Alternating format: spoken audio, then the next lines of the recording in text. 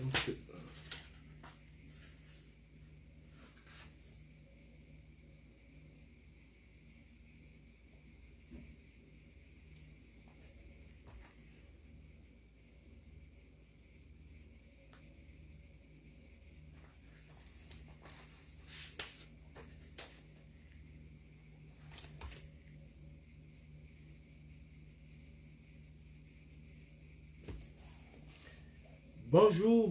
bonjour à tout le monde.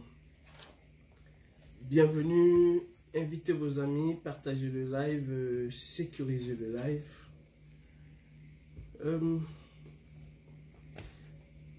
Comme d'habitude, depuis 4 ans, aujourd'hui, nous parlons de notre pays, nous parlons de la situation du Cameroun. Hier, la situation était sur une échelle de 10. Aujourd'hui, la situation est sur une échelle de 3. Et comme d'habitude, nous passons le temps à regarder, à observer. Nous passons le temps à parler et rien que parler. Entre-temps, les vraies choses sont en train de se passer au Cameroun. Et sous nos regards complices. Complices parce que pour la plupart, nous refusons de faire ce qu'il faut que nous fassions. Nous refusons de prendre le taureau par les cornes. Nous déléguons à d'autres personnes qui, malheureusement, n'ont pas la capacité tout entière de porter sur eux, sur leurs frêles épaules, la lutte qui concerne tout un pays. C'est tout le Cameroun qui souffre. Au-delà de nos partis politiques, au-delà de nos chapelles religieuses, au-delà de nos appartenances ethniques, au-delà de nos acquaintances ou de nos relations avec un tel ou un tel autre. Mais c'est tout le Cameroun qui souffre, c'est toute la population camerounaise qui boit du noir. Oui, mes chers frères, quand Eneo coupe l'énergie au Cameroun, elle ne fait pas comme Moïse. Vous savez, quand Moïse a voulu punir tous les premiers fils d'Israël, il avait fait mettre du sang sur toutes les portes des Juifs. Et quand l'ange de la mort passait et voyait ce sang, il savait que cette maison était une maison juive et qu'il ne fallait pas y entrer. Mais Eneo ne le fait pas. Eneo ne choisit pas les amis Abi Vendobateleni. Eneo ne choisit pas les militants encartés ou les sympathisants du RDPC. Eneo ne choisit pas qui va chanter pour tel ou tel ministre. Quand Eneo veut faire son délestage, c'est tout le monde qui passe à la casserole, y compris même monsieur et madame les ministres. Messieurs et madame les ministres. La dictature, elle est féroce et elle n'a point d'amis. Et ça, il faut que nous l'intégrons dans notre tête. La dictature n'a pas d'amis. Alors, mes frères, la situation du Cameroun, c'est une situation qui touche toutes les couches de la société camerounaise. Nous sommes tous impactés d'une manière ou d'une autre. Et beaucoup plus les faibles, qui constituent le gros, 97% de la population camerounaise broie du noir. 97% de la population camerounaise souffre. Et nous ne voulons pas, comme d'habitude, faire le constat de nos souffrances. Nous ne voulons pas, comme d'habitude, arracher notre liberté. Je tiens à vous rappeler, mes frères et sœurs, que la liberté, elle ne se donne pas. La liberté, elle s'arrache. Nous sommes au Cameroun, nous sommes en Afrique et nous sommes très fiers de voir l'Europe. Nous sommes très contents de voir la France. Je vais la prendre un peu comme exemple parce que nous, les pays francophones, 97% des francophones qui sortent ne rêvent que d'une chose, soit être en France, soit être en Belgique, bref, être dans un pays francophone, quand ils sont en Occident. Nous sommes très fiers de voir ce pays avec les acquis qui vont avec. Ben, nous oublions que si ce pays, la France, est ce qu'il est aujourd'hui, c'est parce que des hommes et des femmes, à un moment donné, se sont levés et ont fait barrage à la dictature. Oui, la dictature qu'il y avait dans ce pays était aussi féroce, aussi cruelle que la dictature que nous vivons au Cameroun. Et le changement dans ce pays-ci n'a pas été l'œuvre des personnes nantis. Qu'est-ce que vous voulez qu'une personne qui a tout ce qu'elle veut aille se battre pour les autres? Oui, je le reconnais, je le concède. C'est sous l'impulsion de certaines personnes, même pas une dizaine de personnes bien intégrées dans la société, qui avaient une honorabilité bien établie dans la société, mais qui s'insurgeaient, qui n'acceptaient pas voir le peuple tant souffrir. Oui, ce sont ces intellectuels-là, ce sont ces personnes-là qui ont impulsé d'une certaine manière cette adhésion, cette envie au peuple, qui ont donné cette envie au peuple de vouloir et de pouvoir s'émanciper. Mais le contingent même qui a amené ce pays à changer, c'était des paysans, des paysannes, des pauvres, des chômeurs, des laissés pour compte. Ce sont eux qui ont constitué le gros des troupes de 1789 qui a conduit à la Révolution française. Et Dieu seul sait qu'elle a duré plus d'une vingtaine d'années, cette Révolution française. Et ils se sont battus corps et âme pour leur liberté. Aujourd'hui, nous sommes dans un pays qui dit liberté, égalité, fraternité. Ils se sont battus pour la liberté. Ils se sont battus pour l'égalité. Ils se sont battus pour la fraternité. Et ils se sont très bien battus. Aujourd'hui, il fait beau vivre dans ce pays. Et nous, en Afrique, on a l'impression que c'est venu comme ça. Comme par enchantement. C'est tombé du ciel. Non, c'est pas tombé du ciel. Non, c'est pas venu comme ça. C'est parce que les gens, à un moment donné, se sont dit que vaut nos vies aujourd'hui. Et ils ont fait le constat que leur vie à eux ne vaut rien du tout. Mais il fallait sauver la vie des personnes qui viendront après. Et ils ont eu ce sacrifice-là. C'est pour dire quoi, mes frères camerounais? Le combat vous appartient à vous. Et aussi longtemps que vous allez déléguer, ça ne marchera pas. Nous allons tourner comme nos aînés qui aiment bien dire qu'ils ont fait 30 ans dans le combat. Nous allons tourner comme ces grillades, ces grillés, ces braisés, ces cramés. Je ne sais pas quel nom je vais donner à toutes les personnes qui ont donné tout ce qu'elles pouvaient pendant des années et des années et des années dans ce combat et qui ne voient pas le bout du tunnel mais qui persistent toujours à dire « nous en diaspora nous allons faire ». Ils ont fait leur temps. Ils ont fait ce qu'ils pouvaient faire.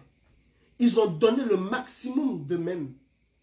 Mais résultat de course, comme nous cantonnons et nous circonscrivons la lutte au niveau de la diaspora, ben, elle ne déclenche et elle ne prend pas corps au Cameroun. Et je pensais qu'à moi, je commençais cette lutte en 2017 quand je me suis vraiment engagé. Je pensais que ensemble, nous allons impulser cette envie aux Camerounais de prendre leurs responsabilités. Je le pensais. Et à un moment, j'ai cru que je me trompais. Mais force est de constater que certains Camerounais commencent à comprendre. Et c'est l'occasion pour moi aujourd'hui de dire un grand merci et d'encourager les bensikineurs qui ont compris que on ne joue pas avec un État kleptomane, on ne joue pas avec un État menteur, on ne joue pas avec une dictature, on ne fait pas ami avec une dictature. Vous savez, quand vous allez dîner avec un démon ou avec le Satan, assurez-vous d'avoir une fourchette aussi longue que la longueur. Permettez-moi l'expression. Assurez-vous d'avoir une fourchette mais très longue. Malheureusement, chez nous, nous n'avons pas de fourchettes très longues. Nous avons juste des, je ne sais pas comment on va les appeler, des petites fourchettes qui ne font même pas 10 cm. Bon, assez courtes. Quand il s'agissait des enseignants, c'est vous, les bensikineurs, qu'on a pris pour vouloir casser le mouvement OTS. Aujourd'hui, vous vous rendez compte que ce que OTS disait à sa manière, vous vivez la même chose. Et je suis, moi, qui fais cette lutte, très content, très heureux de savoir que vous nous écoutez. Il y a encore quelques jours, Karine Richaud disait, essayez de débrayer, bloquer les carrefours, bloquer ici, bloquer. Ben, on se disait, ah ben c'est mort, ils ne vont pas écouter, ça va tomber dans les oreilles des morts. Mais que non. Que non.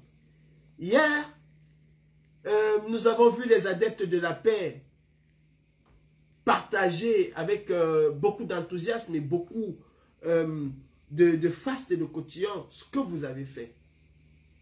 C'est un début. OTS, enseignants, bensikineurs, transporteurs, demain ce serait les Bayam Salam. C'est un début. Et en tant que combattant qui pense que la lutte, qui ne pense même pas, qui dit, et c'est une certitude que la lutte de la libération du Cameroun ne se fera qu'au Cameroun. Je ne peux qu'être heureux.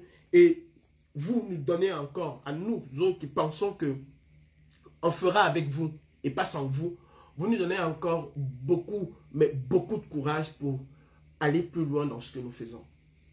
Oui, la lutte c'est au Cameroun et nulle part ailleurs. Vous savez, si en Europe, nous vivons tellement bien, d'une certaine manière, il faut le dire. C'est pas facile, hein, mais nous vivons bien. Nous arrivons quand même à joindre les deux bouts. Nous arrivons à manger le matin, à midi, le soir. Même pour celui qui est pauvre, arrive à s'en sortir. Quand vous avez un pays comme le Cameroun, mes chers frères bensikineurs, quand vous dites que le ministre de la Santé publique, que le président usurpateur de la République vous dit que le Cameroun a le meilleur plateau technique au monde pour pouvoir soigner les Camerounais.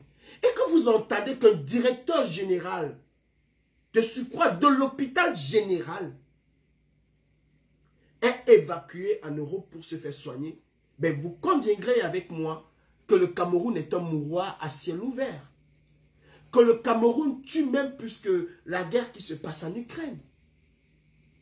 Vous n'allez pas nous contredire là-dessus. Quand vous avez un pays où ce n'est qu'une minorité de la population, une minorité des personnes qui ont été captées, qui se partagent les richesses du pays, au détriment du peuple, lui, qui boit du noir, qui paye les impôts. Oui, parce que chacun d'entre vous paye les impôts. Et vous voulez croiser les bras parce qu'il y a 2 ou 3 tomates pelées qui vont vous dire, nous en diaspora, nous allons faire à votre place. Non.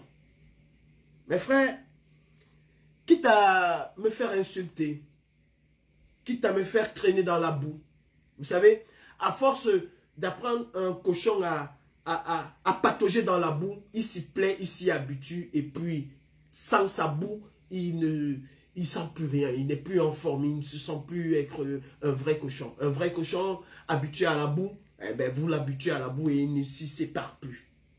Bon, je suis habitué aux insultes, mais je garderai toujours ma conviction. Peut-être je me trompe, et si à la fin je me rends compte que je me trompe, alors je ferai amende honorable et je demanderai pardon et je dirai à haute et intelligible voix, je me suis trompé, vous avez raison, vous avez gagné.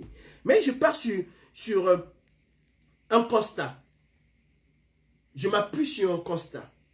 Lequel? C'est que je n'ai jamais vu un pays qui s'est libéré à partir de sa diaspora. Je prends encore un autre exemple. L'exemple d'une des diasporas les plus puissantes au monde, mais qui n'a jamais été à bout de la dictature. La diaspora cubaine est l'une des diasporas les plus actives au monde. Et je dirais même l'une des plus puissantes. Aux États-Unis, aucun président de la République ne peut gagner une élection sans courtiser, sans avoir avec lui la diaspora cubaine de Miami. Aucun président américain n'oserait gagner une élection sans avoir avec lui la Floride, et qui est majoritairement constituée de cette diaspora-là. Elle a fait des choses énormes, mais elle n'a jamais plié les chines de la dictature. Parce qu'elle était très loin de la dictature. Parce que ce qu'elle faisait et ce que la diaspora cubaine fait jusqu'à aujourd'hui, à l'intérieur du pays, on ne peut même pas faire le 1/1000 de ce que cette diaspora a fait. Résultat des courses, c'est toujours la famille Castro qui est là. Bien qu'il y a des petites ouvertures, ces petites ouvertures-là ne sont pas dues au fait de cette diaspora-là, mais c'est le contexte géopolitique mondial qui impose ces petites ouvertures. Si la famille Castro s'ouvre aujourd'hui, ce n'est pas du fait de la diaspora active cubaine. Et Dieu sait qu'elle est active, cette diaspora, qu'elle a des leviers puissants. Mais ces leviers-là sont extraterritoriaux et n'a aucun effet sur la dictature. La diaspora cubaine a fait ce qu'elle avait à faire. Le gouvernement cubain a cédé à une ou deux choses.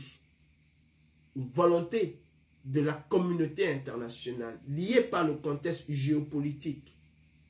C'est ce qui a fait changer par en profondeur un saupoudrage de changement.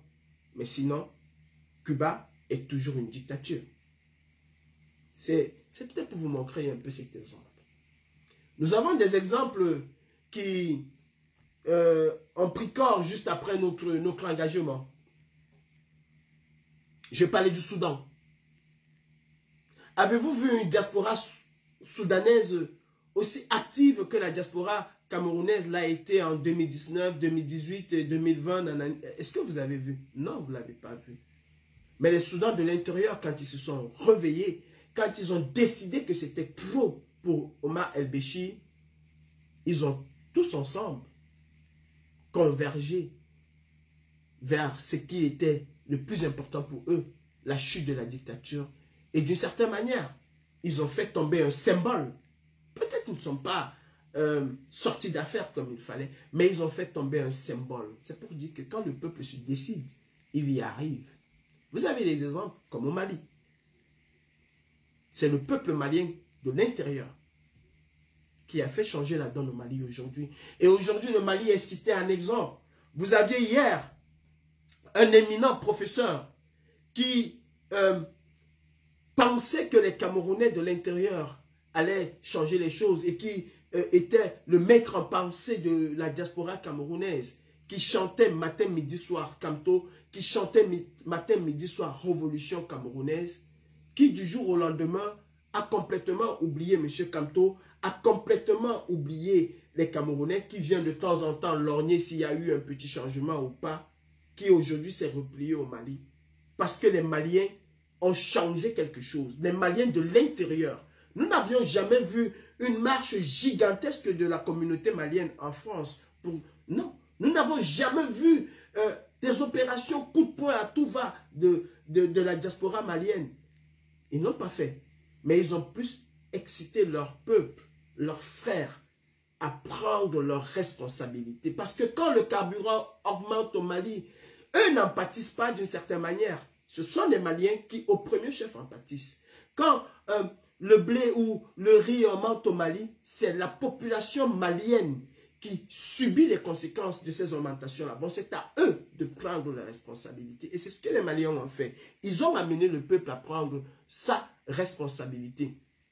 Aujourd'hui, tout le monde, toute l'Afrique est en admiration vis-à-vis du Mali. On prend aujourd'hui le Mali un exemple. Le grand professeur, le brillantissime professeur, ne jure et ne parle que du Mali, au détriment de son propre pays. Il n'en parle même plus. Avec tout ce qui se passe comme catastrophe, ben de temps en temps, il lorgne à la fenêtre, il voit, est-ce que je peux placer un mot, il place un mot et puis il repart. Il est concentré sur le Mali, mais mordicus. Pourquoi est-ce que nous ne ferions pas comme les Maliens? Pourquoi est-ce que nous ne ferions pas comme les Maliens? Faire en sorte que nos frères du Cameroun puissent prendre leur responsabilité. La responsabilité qui est la leur. La lutte leur appartient au premier chef. Vous savez, nous sommes à la base, tous autant que nous sommes sortis dans l'espoir de voir le Cameroun changer. Je ne pense pas qu'il y a quelqu'un parmi nous qui a décidé se mettre dans cette lutte. Ouais, c'est vrai qu'il y en avait qui avaient des calculs, mais je ne pense pas que pour la grande majorité, il y en a parmi nous qui a décidé de se mettre dans cette lutte pour être devant de la scène, pour ne jamais disparaître de cette scène-là. Et c'est malsain si quelqu'un l'a pensé comme ça. C'est très malsain. Cette lutte-là, ça s'appelle du bénévolat. Personne n'est payé. Mais absolument personne n'est payé. En parlant de paye, J.C. Kamga, M. Penda, M. Patrice Gassam, Résistance à Belta, je vais vous citer et je vous citerai chaque fois jusqu'à ce que vous daigniez prendre publiquement la parole. Il y a des choses qui ont été dites depuis plus d'un an, plus de 2 ans. Et pour la plupart, vous êtes restés silencieux. Soit disant que vous, Résistance à Belta, avez apporté un soutien à Calibri à hauteur de 10 000 € dans mon compte personnel, que vous m'avez envoyé l'argent et que chaque mois, vous me faisiez des transferts d'argent. Je vais vous citer et je vais vous appeler à venir rendre public ce dont vous m'avez envoyé, si tel était le cas. Vous ne pouvez pas, vous, Résistance à Belta, combattre une injustice au Cameroun et cautionner une autre injustice et vous vous appelez des justiciers. C'est pas normal. Vous ne pouvez pas laisser grossir une rumeur et surtout qu'on parle à votre nom et vous ne dites rien. Monsieur Gassam a eu l'audace non seulement de lire, parce que c'est un grand frère que je respecte, non seulement de lire ce qui a été écrit, de venir me demander pourquoi, que fait mon nom ici. Monsieur Gassam, votre nom est cité parce que vous faites partie de Résistance à Belta. Et le peuple camerounais a besoin d'avoir les preuves de vos dires, les preuves des on-dits. Parce que quand on dit et que vous, en tant qu'organisation sérieuse, vous n'apportez pas un démenti. En français, quand on était dans les rues, on disait le plus souvent, qui ne dit rien consent. Si vous ne dites rien, vous consentez. Et je vous mets au défi. Et chaque fois que je serai en live, jusqu'à ce que vous le faites, je vous mettrai au défi de le faire, d'apporter les preuves de ce que les gens disent. Parce qu'une rumeur, elle a commencé petite, elle a grossi, grossi, grossi. Et il y a des personnes naïves qui pensent et qui croient que, ah, ce que tel ou tel a dit là, c'est vrai. Oh. Il se peut que. Tout est dans le test. Résistance à Belta n'a jamais envoyé 1 centime à Calibri. Pour lui personnellement. Ils l'ont fait 2 fois. La première fois, c'était par l'entremise de Ida la Camerounaise. Et la deuxième fois, c'est J.C. Kamga qui a fait un transfert à Galbert de la brigade anti-Sardina. Et c'était dans un cadre bien établi.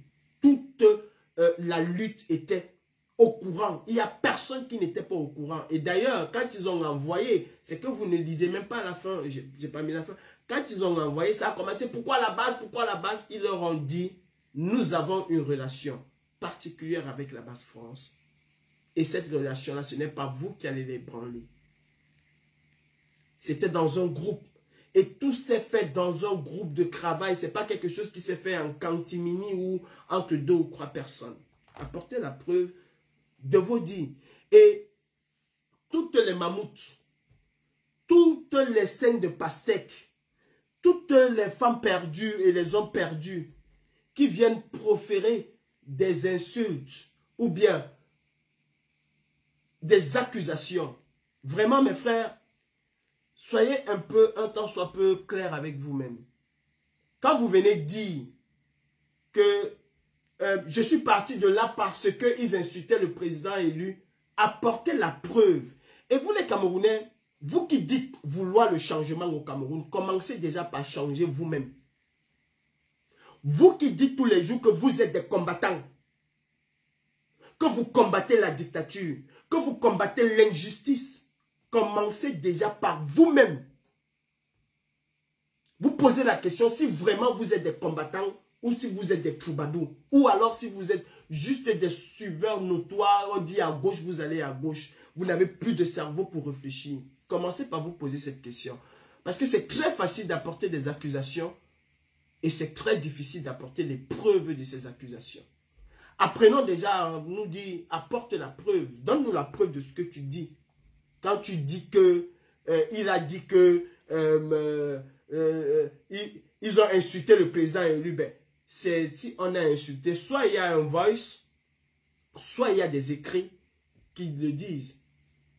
Et tu apportes la preuve que voilà ce que tel a écrit, voilà ce que tel a écrit, il a dit que, il a dit, tu apportes la preuve. Comme ça, personne ne pourra discuter. Même le concerné ne pourra pas discuter de ce qu'il a dit. Arrêtez ces histoires de dire, il a dit que j'ai ça dans mon téléphone. Si j'ouvre mon téléphone, si... Non, arrêtez. Ou tu ne dis rien, s'il a dit, ou tu apportes la preuve. C'est bon. Ça s'arrête là. Je pensais que notre combat était basé sur Biyabi Vendor et son système. Mais vous faites exact. Vous insultez Cabral Libi tous les jours. Tous les jours, vous traitez Cabral Libi de traître. Mais vous faites exactement la même chose que Cabral Libi. Vous faites exactement la même chose que ces opposants-là, qui sont des opposants de l'opposant. Non. Soyons sérieux. Soyons sérieux, mes frères. Qu'est-ce que nous voulons? Est-ce que nous voulons exister en diaspora? Ou alors, est-ce que nous voulons véritablement changer le Cameroun au point d'abandonner les Camerounais? Parce qu'il ne suffit pas de dire, oh, le Cameroun va changer. Oh, il faut que le Cameroun change. Oh, ça va sauf que changer. Non. Il faut impulser ce changement-là. Et moi, j'appelle les Camerounais qui ont encore de la retenue, qui ont la matière grise à se poser des questions, je les appelle à se poser des véritables questions. Est-ce qu'il faut que nous marchions en diaspora pendant 50 ans parce que nous allons être les rois de Facebook comme d'autres disent? Ou alors est-ce qu'il faut que nous laissons les Camerounais prendre leurs responsabilités? Est-ce qu'il faut que nous laissons les Camerounais prendre leurs responsabilités? C'est très facile pour les Camerounais de dire, ah, les gars de la diaspora là vont marcher, peut-être que ça va faire changer les choses. Mais frères Camerounais, vous qui êtes dans cette optique-là, vous faites fausse route. Vous faites fausse route. Et vous qui vous dites combattants, qui accompagnez ce genre d'initiative, vous faites également fausse route. Aujourd'hui, vous pouvez nous insulter. Aujourd'hui, vous pouvez nous dénigrer. Aujourd'hui, vous pouvez même nous traiter d'infiltrés. Mais encore une bêtise. Je dis encore une bêtise. C'est-à-dire, nous sommes à l'origine de quelque chose et vous venez nous traiter d'infiltrés. Nous sommes à l'origine de quelque chose et vous venez nous traiter d'infiltrés. C'est encore une autre bêtise. Une énormissime bêtise même. Mais vous pouvez le faire, vous avez le droit de le faire. Vous allez tourner, monter, descendre. Nous reviendrons nous retrouver au point du départ. Et on dira, c'est aux Camerounais de prendre leurs responsabilités. Les aînés l'ont fait pendant 30 ans. Et ils en sont fiers de vous dire, j'ai 30 ans dans la lutte. Avec quel résultat? Le même. Ils ont laissé le Cameroun, il y avait 1000 milliards dans les caisses. Quand ils ont commencé il y a 30 ans. Aujourd'hui, il n'y a même pas 1 milliard dans les caisses du Cameroun. Et ils sont toujours là en train de dire, nous avons fait 30 ans dans la lutte.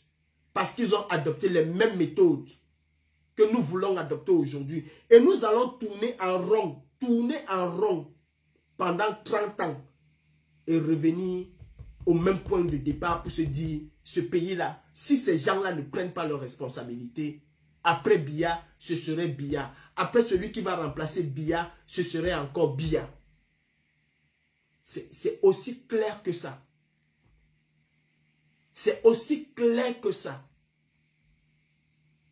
Il y a une personne qui m'a appelé l'autre jour qui me dit, ouais, je vais aller à la marche. Il y a ma soeur qui est enseignante. Elle m'a dit que, j'ai dit, oh, mais si tu veux aller, vas-y, moi, qui suis-je pour te demander de ne pas y aller? Vas-y à la marche. Bon, ta soeur qui est enseignante au Cameroun est incapable de se mettre dans la rue, est incapable de faire en sorte que tout le monde s'agglomère sur les mêmes conditions de vie que vivent les Camerounais.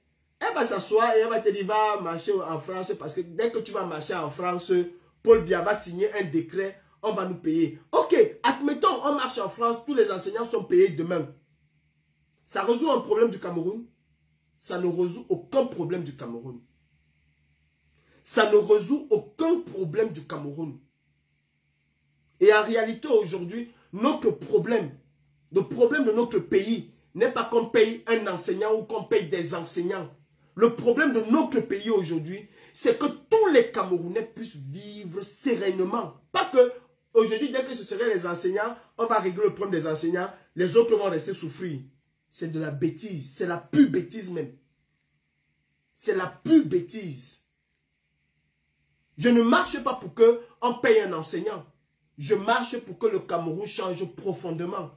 Et Biya Bivando et son système ne sont pas les personnes qui amèneront le Cameroun au changement. Bon, je marche pour le renversement de Biya Bivando. Point barre, full stop. Je marche pour le changement institutionnel au Cameroun. Je marche pour le changement, pour le chassement, même pas le changement. Parce que qui dit changement dit continuité. Or, une révolte amène inéluctablement à un chassement. Nous allons marcher en diaspora. Ça ne gratte pas Biya Bivando, le moins du monde. Les Camerounais vont se lever pour une journée. Ce serait le sauve qui peut. Il n'y aura plus personne à la tête de l'État. Regardez la Tunisie. Regardez la Tunisie. Ou encore, regardez l'Algérie. Les Algériens, quand ils disent qu'ils vont marcher à Paris, ils sont baumaillés dehors. Ils ont marché combien de fois? Ils étaient baumaillés dehors. Vous marchez? Nous marchons. Nous pouvons remplir la place de la République. Les Algériens le remplissaient à chaque fois qu'il y avait des problèmes chez eux. Ils le remplissaient à chaque fois. À un moment, ils se sont assis. Ils ont dit, mais merde, nous allons toujours remplir la place de la République et nos frères en Algérie n'osent pas se lever. Ah non. Il a commencé à avoir des choses en Algérie. Personne ne venait, personne ne marchait, personne ne sortait. Jusqu'au moment où les Algériens ont compris que c'est à eux de prendre leurs responsabilités. Et vous avez vu, quand les Algériens se sont mis dans la rue, en Algérie, c'était du sauve qui peut. Dès que les Algériens de France ont aussi dit que nous allons accompagner nos frères, c'est le téléphone qui a marché, on a appelé, allô, Bouteflika. Maintenant, écoute, je ne veux plus te voir au pouvoir, tu libères le pouvoir parce que tes frères là, s'ils se mettent dans les rues de Paris, ça va être grave. Là maintenant, tu pars. C'était aussi simple que ça. Il est parti. En Tunisie, nous avons en face de nous le même symbole de la Tunisie. Bouazizi, qui est décédé et qui a conduit au chassement de Ben Ali. Nous avons le même symbole. Parce que Bouazizi est mort de la même manière que Rodrigue. Non, au Cameroun, on va organiser la plus grande marche en diaspora. Et des intellectuels que, je ne sais pas si je vais les appeler les intellectuels, sont d'accord avec ça. Au Cameroun, on a c'est-à-dire le même cas que Bouazizi. On a le même cas au Cameroun avec Rodrigue. Au lieu que nous nous levons et disons stop à cela, non, on s'assoit. Je vois des gens d'un parti politique qui encouragent les marches à l'extérieur au lieu de l'encourager à l'intérieur. Le cas de Rodrigue, paix à son âme qui est parti, c'est un symbole de la lutte. Et nous devions profiter de ce cas-là pour mettre haut nos revendications. Haut l'aspiration profonde du peuple camerounais. Bouazizi est mort en Tunisie. Ben Ali a pris ses clics et ses claques sans même chercher son reste, il est parti. Rodrigue est mort, nous dansons, c'est-à-dire on montre qu'on a les muscles. Oh, on est fort, hein, on est fort. Rodrigue est décédé dans les mêmes conditions de misère, de galère, d'atrocité, de souffrance que Bouazizi. Les Tunisiens n'ont pas marché en diaspora. Ils ont tout éclaté chez eux. Ils sont descendus massivement dans les rues. Mais chez nous, on attend la grande marche qui va se passer en diaspora pour venir taper les mains. Ouais, on a gagné. Et après, on va encore remettre ça. Le 3 juillet ici, on nous avait fait comprendre que ce serait la marche du siècle. Après le 3 juillet, Paul Biya va partir. Après le 3 juillet, tout va changer au Cameroun. Nous en sommes encore là à dire que oh, le régime a peur de la marche. Si Biya n'a peur d'aucune marche. Biabi Vondo Barthélemy n'a peur d'aucune marche qui va se passer à 6000 km de chez lui. Même à 2000 km. C'est-à-dire que si les Camerounais du Gabon, tous les Camerounais du Gabon se mettent à marcher pour dire que Paul Biya Mosgo, ça ne le dérange pas du tout. Ça ne le dérange pas du tout. Ça ne dérange pas Biya. De moins du monde. Mes frères, vous avez parfois tendance à croire que la quantité est synonyme de résultat. La qualité est synonyme d'excellence et de résultat. Vous avez une boutique comme Louis Vuitton qui occupe un bel emplacement aux Champs-Élysées. Paye 1 million d'euros le mois. Se tape pas le corps. Vous avez une boutique comme H&M ou Célio qui a aussi une boutique aux Champs-Élysées qui paye 1 million aussi comme Louis Vuitton. Mais il faut que Célio puisse vendre 10 conteneurs. 10 conteneurs pour pouvoir faire le chiffre d'affaires journalier de Louis Vuitton. Et Louis Vuitton n'a besoin que de vendre 5 ou 6 sacs. Louis Vuitton a besoin de vendre que 10 ou 20 paires de chaussures par jour. Pour que Célio puisse être rentable, il nous faut vendre 2 conteneurs de chaussures par jour. Louis Vuitton vend la qualité et l'excellence. 2 sacs à main, c'est une boutique où il n'y a pas, c'est pas tout le monde qui entre. Quand tu y entres, c'est pour faire 2000 ou 3000 euros d'achat, 1500 euros d'achat. Quand tu vas chez Célio, c'est pour faire 300 ou 200 euros d'achat. Vous voyez que c'est la qualité. C'est la qualité qui est l'excellence. Il faut qu'on arrête cette bêtise-là. De croire que nous, en diaspora, nous allons changer les choses. La diaspora avait une mission. C'était d'exposer le régime dictatorial de Biya à la face du monde. Et nous avons réussi notre mission.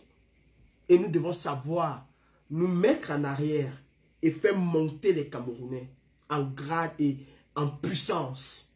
Pas nous. Nous avons déjà fait notre job. J'entends aujourd'hui les gens disent que ils ne sont rien, on les a mis de côté, on les a chassés, on les a fait... Si vous avez chassé des gens, vous savez, je vais vous dire quelque chose. La hantise du fermier, c'est de voir son animal mort. Quand vous avez un animal qui est décédé dans une ferme, qui est mort dans une ferme, que vous avez abattu dans une ferme, le meilleur endroit de mettre cet animal-là, ça s'appelle le bac d'équarrissage. On le jette dans un bac d'équarrissage, on enferme et puis on ne le voit plus, on n'en parle plus, on n'entend plus parler. Quand vous avez un animal décédé dans une ferme et que vous le laissez à l'air libre, que chaque jour vous venez, vous regardez, vous tapez, je t'ai tué, demain tu viens, tu tapes, le risque est énorme pour infecter toute ta ferme. Je le dis, hein. Dans une ferme, quand un animal meurt, on le jette dans un bac d'équarrissage, on ferme, c'est fini. On n'en parle plus. Quand vous avez des infiltrés que vous avez déjà exfiltrés, ben on ne perd plus le temps avec des infiltrés, exfiltrés. Non.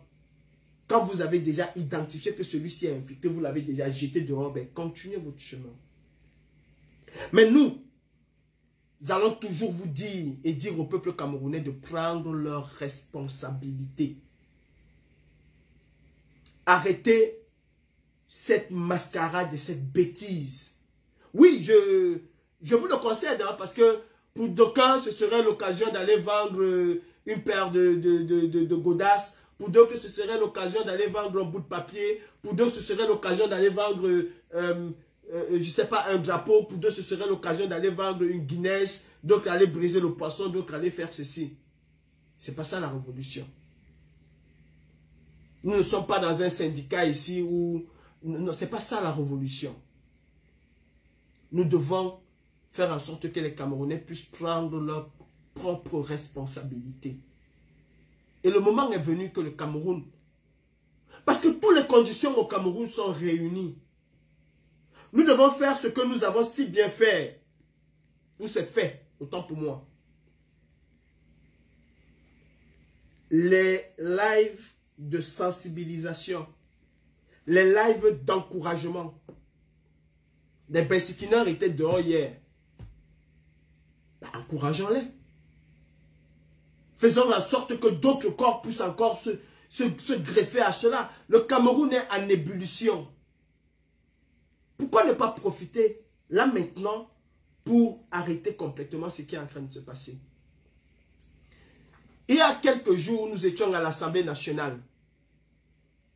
Et je faisais part au député Sébastien Nadeau d'une information capitale que j'avais eue qui était la suivante. Je pense que c'était même en direct.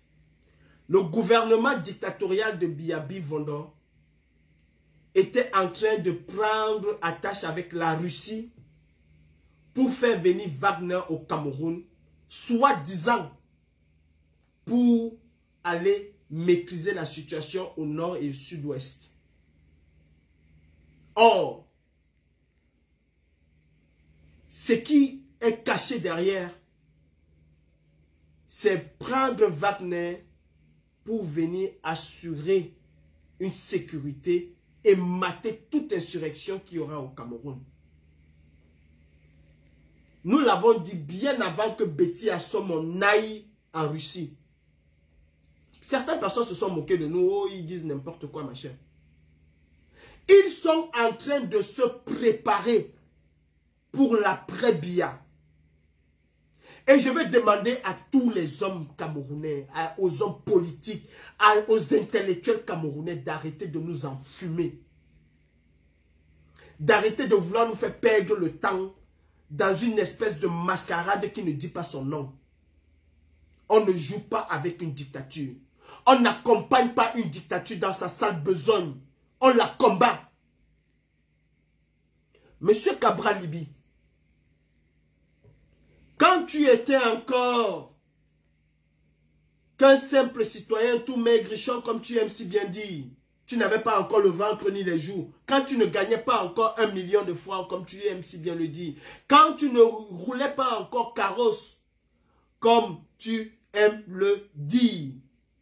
C'est toi qui disais, dans une grande émission qui était l'une des émissions politiques la plus courue, Canal Presse.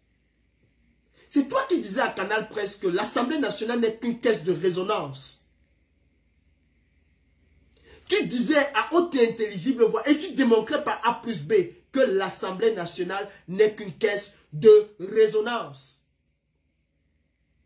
Quand le pape Dubois a dit qu'il ne partait pas aux élections, et que nous avons d'ailleurs été les premiers à dire qu'il ne faut pas que ce parti aille aux élections. Quand il a confirmé qu'il ne partait pas aux élections, tu es venu nous dire ici, Cabral Libi, que tu es un proposant. Pas un opposant, mais un proposant. Qu'il fallait que tu sois à l'Assemblée nationale parce que de l'intérieur, tu allais pouvoir changer les choses. Cabral Libi, viens dire aux Camerounais quelle est la virgule que tu as changée sur un test de loi. Viens dire aux Camerounais quelle est la proposition de loi que tu as pu faire voter à l'Assemblée nationale parce que c'était de l'intérieur que tu devais changer quelque chose. Viens dire aux Camerounais quel est le sens d'une phrase que tu as pu faire changer avec tes députés à l'Assemblée nationale. Force a été de constater que tu as été parmi les premiers à venir nous dire encore que l'Assemblée nationale n'est qu'une caisse de résonance, une caisse d'enregistrement. Mes frères, on ne va jamais changer une virgule au Cameroun si nous ne luttons pas. Nous n'allons jamais changer quoi que ce soit si nous ne nous déversons pas massivement dans les rues. Jamais nous n'allons changer quoi que ce soit. Et si vous, Camerounais, et je le dis aujourd'hui, mais je suis en jeûne, je suis en carême, et que le Seigneur que je prie ne m'accorde pas le bonheur si je mens. Dans mon cœur, je souhaite de tout cœur qu'il y ait un monde de fou à Paris. Je le souhaite de tout cœur. Je prie même pour qu'il y ait un monde de fou à Paris samedi. Et que le Cameroun change. Ce samedi-là ou après samedi. Je le souhaite pourquoi? Parce que je sais que peu importe le nombre de personnes, qu'il soit 10 ou qu'il soit 10 000 ou 20 000 qui seront à Paris, ne changera absolument rien au Cameroun. Et je le prie parce que ce serait la dernière fois que quelqu'un viendra nous dire qu'il faudra marcher à Paris, ou qu'il faudra marcher à Londres, ou à Washington, ou à ceci, tant que les Camerounais ne sortiront pas de leur torpeur. Les marches à Paris, à Londres, à New York, à Washington, je ne sais où, ces marches-là auront un effet d'eau bénie quand les Camerounais eux-mêmes prendront la tête des marches au Cameroun. La diaspora pourra marcher ad vitam aeternam et rien ne changera au Cameroun. Absolument rien. J'apprends que nous allons marcher parce qu'on va libérer des prisonniers politiques. Peut-être hasard du calendrier. Peut-être. Peut-être hasard du calendrier. L'un des prisonniers camerounais les plus célèbres qui est M. Kamto, président du MRC, président élu comme on l'appelle si bien, a été embastillé, arrêté, emprisonné. Combien de marches avons-nous fait? L'une des plus grandes marches de la diaspora jamais camerounaise, jamais organisée. Nous l'avons fait. Avec des milliers de personnes dans la rue. Venues des 4 coins du monde. Tout le monde était présent à Paris. Pour la libération de M. Kamto et de tous les prisonniers politiques, détenus politiques. Cela a-t-il libéré M. Kamto? Non, ça n'a pas libéré M. Kamto. Quand M. Kamto a été libéré, juste après le grand dialogue, qu'est-ce qu'on nous a dit? Et cela a convaincu la majorité des Camerounais. On nous a dit que M. Kamto a été libéré parce que c'était une résolution du grand dialogue. M. Cabral Libi est venu ici nous dire à Mondo Vision qu'il a demandé qu'on libère Kamto. Beaucoup croyaient que M. Kamto avait été libéré parce que les Camerounais se sont assis au grand dialogue et ont exigé sa libération. Et par la grande magnanimité de M. Biyabi Vondombatelemi, qui était, et c'est ce qu'on disait, à libérer. Mais plus tard, nous avons appris de la bouche de la personne la plus autorisée, le patron de Paul Biya, qui a dit à Paul Biya, si tu ne libères pas Kamto, je ne veux pas te voir à Lyon. En fait, la libération de M. Kamto a juste été l'échange de bons procédés. Tu me donnes un, je te donne un. C'est tout. Ce n'est pas le résultat de nos marches qui a fait en sorte qu'on libère Kamto. Pendai Koka, paix à son âme. Paul Éric Kinge, paix à son âme. Et la preuve ultime, parce que les gens semblent l'oublier, Monsieur Kamto, Pendai Koka, Paul Éric Kinge, Albert Zonga n'étaient pas les seules personnes arrêtées. Ils n'étaient pas les seules personnes embastillées, emprisonnées. Il y avait avec eux Mamadou Mota et les autres. Mais on a choisi que quelques personnes, on a libéré. Nous avons même continué des marches. Est-ce que pour autant les autres ont été libérés? Non. Mamadou Mota s'est vu son bras cassé. Nous avons marché ici. Cela l'a-t-il libéré? Non. Ténor a eu le bras cassé en prison. On l'a libéré pour aller se faire soigner. Aujourd'hui, il est dehors. Il n'est plus jamais retourné. Et j'apprends qu'il y a des personnes qui se mettent ensemble aujourd'hui pour dire qu'on va organiser des procès pour pouvoir libérer les prisonniers politiques.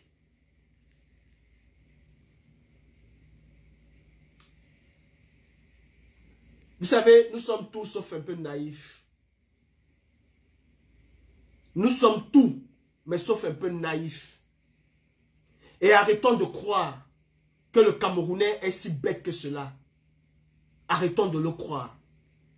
À un moment, à force de faire des choses, ça devient de trop et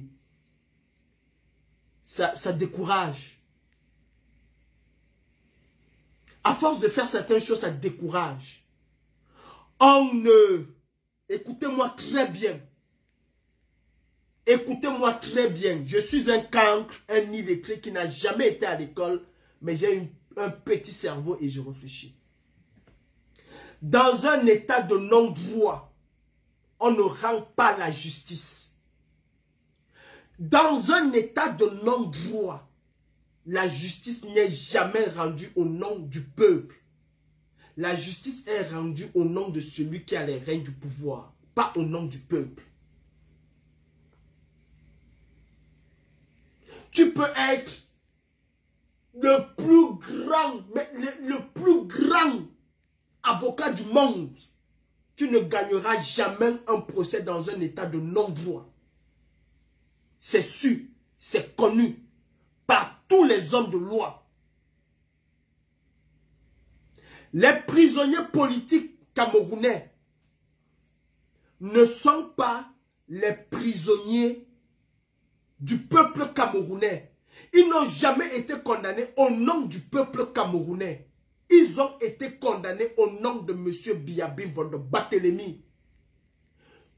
Bibou Nissak n'est pas le prisonnier du peuple camerounais parce qu'on a rendu justice au nom du peuple camerounais. Bibou Nissak est prisonnier de Biyabi Vondombatelemi. Sébastien Ebala est prisonnier de Biyabi Vondombatelemi. Tous les prisonniers politiques qui sont embastillés dans les geôles infestes et infâmes du régime camerounais sont les prisonniers de M. Biya. Et sans autorisation expresse de M. Biya, au détriment de toute norme juridique qu'une autorité camerounaise ne peut prendre sur lui de libérer un X ou un Y. Et même quand ils auront cette envie, l'excès de zèle, vouloir montrer au prince qu'on l'aime plus que lui-même, fera en sorte qu'ils ne prendront pas cela. Pour vous contenter, parfois on va libérer un ou deux. On s'arrête là, on attend quand ça leur plaît. Quand ils veulent faire passer quelque chose en catimini, on libère un ou deux. Je vous le dis. Je vous le dis. Et je vais vous prendre des exemples concrets. Le hold-up. Où est le hold-up? Où est le hold-up électoral? Le socle sur lequel nous sommes censés nous trouver, le hold-up électoral est où? À moins de 2 ans ou 3 ans d'une élection présidentielle. Le hold-up électoral est où? La contestation de l'élection présidentielle est où? Nous les Camerounais, nous avons quelque chose, c'est que quand tu parles, on t'insulte. Quand tu dis quelque chose, on t'insulte. La contestation de l'élection présidentielle, où en est-on? Dans un pays de non-droit, c'est ceux qui ont décidé de lire leur droit à eux qui sont au pouvoir aujourd'hui, au détriment de toute norme juridique. Ils sont au pouvoir. Lors de cette contestation électorale, nous avions, nous de l'opposition, nous avec le président élu, M. Kamto, nous avions les ténors du barreau camerounais, à la tête desquels Maître Sop. Nous avons le pape du droit, ainsi désigné par Paul-Éric Kingué, M. Kamto, qui se trouvait là-dedans. Ces ténors du barreau camerounais ont démontré par A plus B que cette élection avait été gagnée par M. Kamto. Est-ce que vous m'écoutez? C'est-à-dire, tous les ténors du barreau camerounais, ceux qui constituaient même le socle granitique du barreau camerounais, étaient là. Monsieur Kamto lui-même, quand il a pris la parole, mémorable, il était là. Ténor du barreau, le pape du droit. Après lui, c'est Dieu. Quand on parle du droit camerounais, et ce n'est pas un de ses amis, hein, c'est quelqu'un qui le détestait, qui le lui a donné, qui le lui a concédé. Le pape du droit. En Afrique, ils sont quelques rares. Malgré toute sa capacité et sa connaissance du droit, les voleurs de la République ont imposé leurs résultats à eux. Comme aime si bien dit Marcelo de Stuttgart, où sont passés les 32 PV? À Mondovision, vous avez vu des juges balbutier, vous avez vu des juges être incapables de répondre, vous avez vu des juges vous apporter des PV non signés. Vous avez vu une personnalité qu'on Foguera dit, regardez ce que vous avez là, c'est un faux. Ils ont reconnu que c'était un faux. Et qu'est-ce qu'ils ont fait? Ils ont dit leur droit à eux.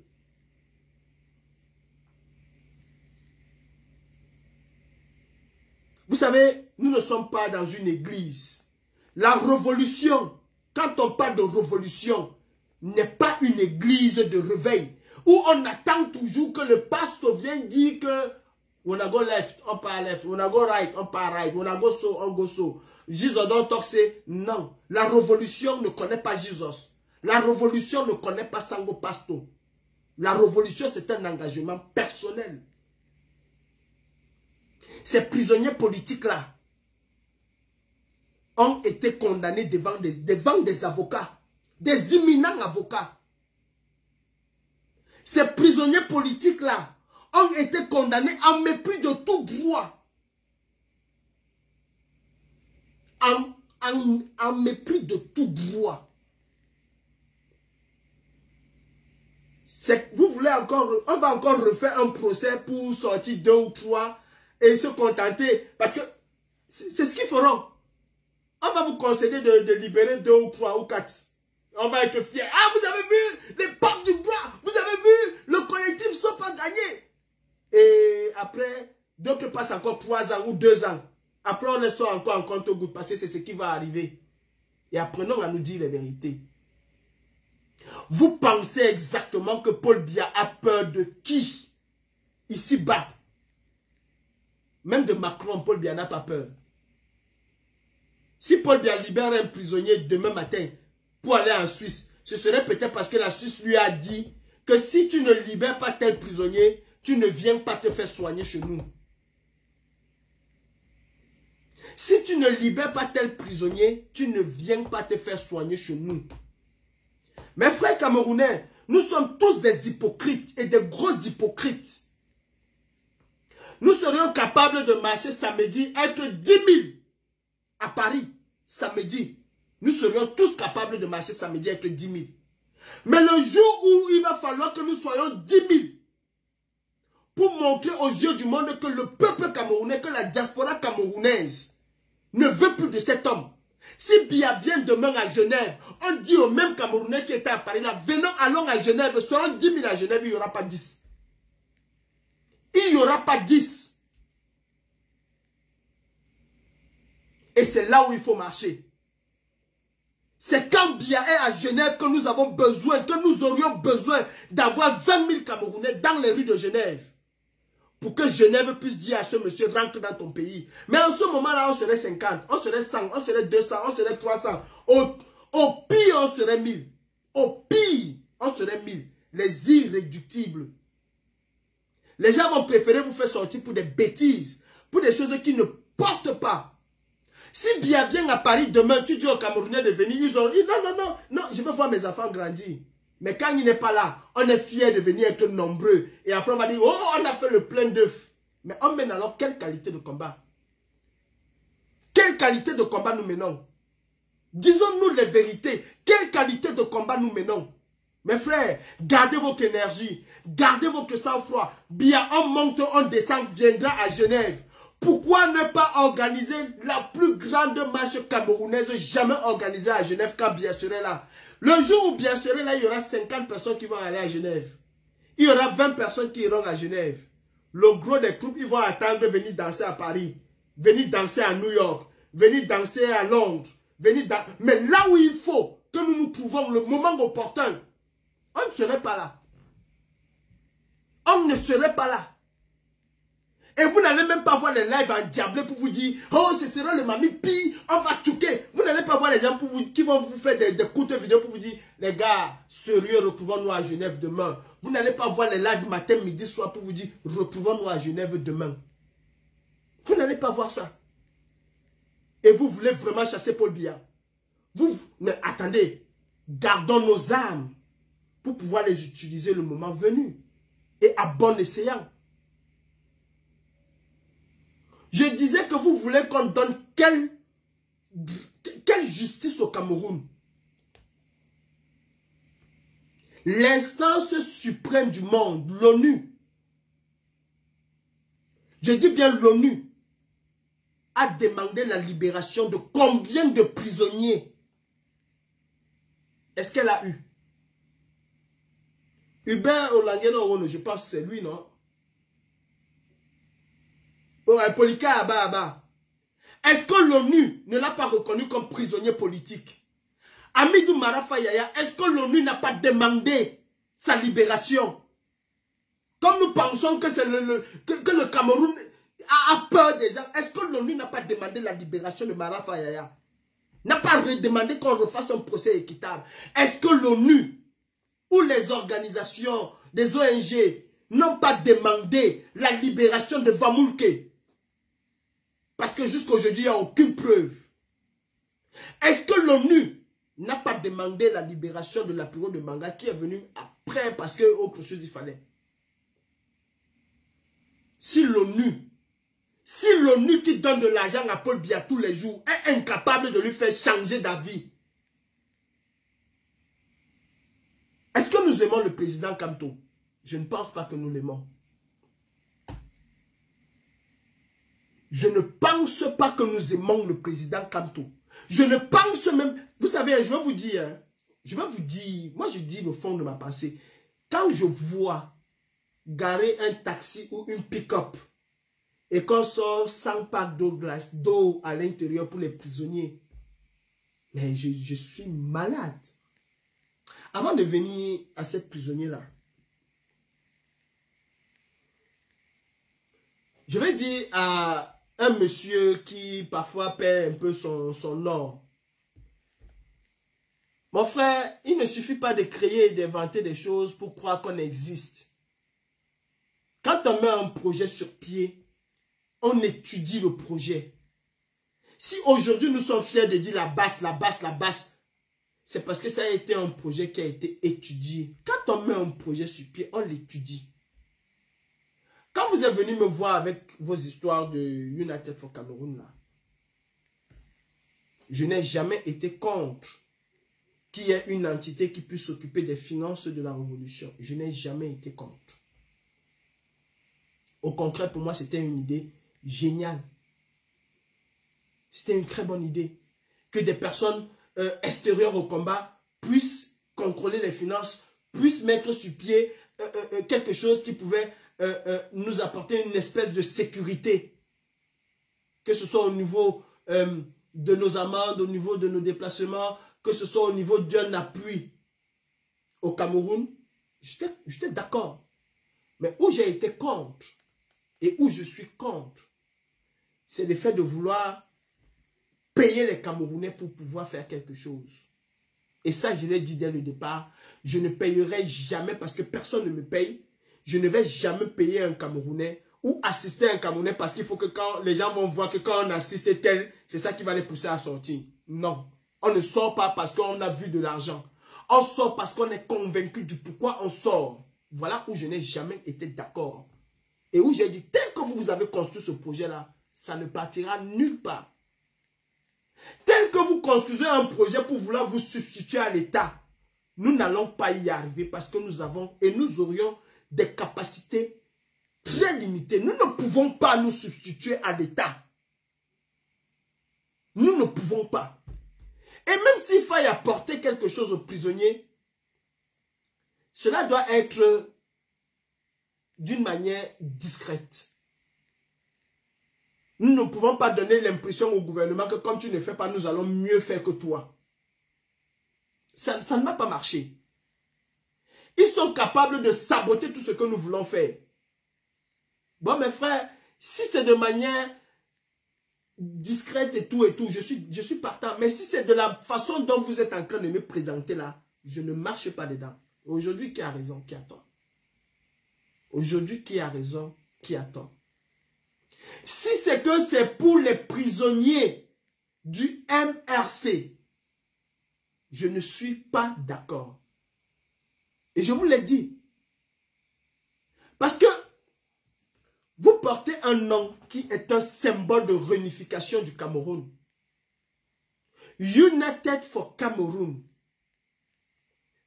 Quand tu entends, c'est le Cameroun uni. C'est tout le Cameroun qui se retrouve dans United for Cameroun. Celui qui a choisi ce nom, sincèrement, pour moi, c'est un génie. Sincèrement, rien que ce nom, c'est un symbole. United for Cameroun, pour moi, c'est le fédéralisme, c'est le Cameroun francophone, anglophone réuni.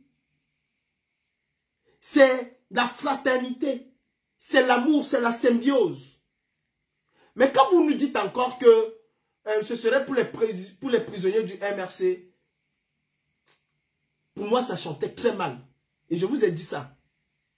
Les prisonniers sont tous des prisonniers. Oui, il y a des prisonniers politiques. Mais au demeurant, ce sont des prisonniers. Et n'oublions pas que nos frères anglophones sont aussi des prisonniers politiques. Ne l'oublions pas. Et quand ça commence à être sélectif,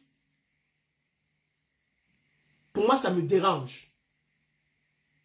Et quand c'est fait de manière en sorte que ce soit une plateforme de propagande bizarrerie, moi, je n'adhère pas à cela. Et je n'ai pas adhéré à cela par rapport à ça. Pas parce que j'avais un problème. Non, c'est la façon dont le projet a été présenté. Et je vois beaucoup aujourd'hui qui crient au nom d'United. Qui ont fui United parce que villageois, je crois, tu étais dedans. Qui ont fui United. Qui ont dit que on veut me mettre à côté parce que non, je ne suis plus dedans. Parce que c'était un peu n'importe quoi. Et moi, j'ai toujours voulu rester derrière. Le jour où il y a eu le hold-up sur United, après la sortie de Mars, sur un plateau de Félix, je l'ai condamné. Et j'ai dit, voilà pourquoi. Et je leur avais dit que votre truc que vous êtes en train de faire là, la façon, le collègue Nana Kibaba Trou là, je lui ai dit, le jour où on arrête chez la petite, je lui ai dit ce jour-là que ce que vous êtes en train de faire là, je connais les Camerounais avec les histoires de c'est moi qui a, c'est moi qui a, c'est moi qui a. Si vous ne trouvez pas le bon équilibre, vous allez vous séparer. Et ça va devenir une cacophonie terrible. Je le lui ai dit, il est là.